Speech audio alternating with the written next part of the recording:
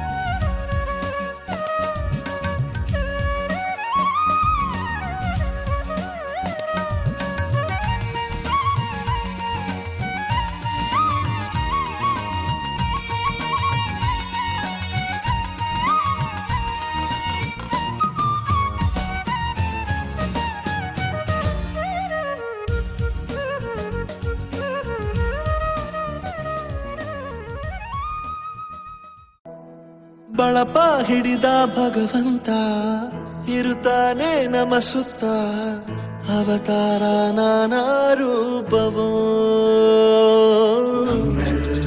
ಹಣೆ ಬರಹ ತಿದ್ದಿ ಬರೆಯಲು ಕತ್ತಲೆಯಿಂದ ಬಂತ ನಮ್ಮ ಕೈಯ ಹಿಡಿಯುತ್ತ, ಕರೆದೊಯ್ದ ಬೆಳಕು ತೋರಲು. ಗದರೋದು ನಮ್ಮ ಬೆಳೆಸಲು.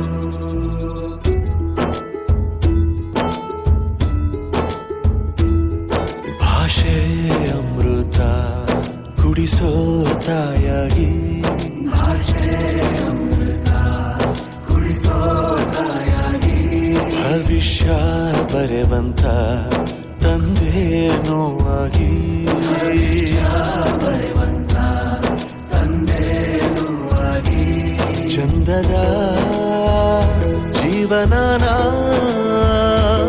ನೀಡಿರೋ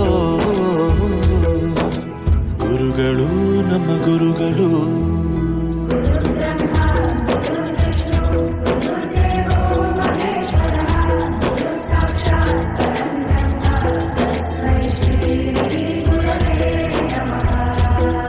ಗುರವೇ ನಮಃ ಗುರವೇ ನಮಃ. ಬಳಪ ಹಿಡಿದ ಭಗವಂತ ಇರುತ್ತಾನೆ ನಮ ಸುತ್ತ, ಅವತಾರ ನಾನಾ ರೂಪವು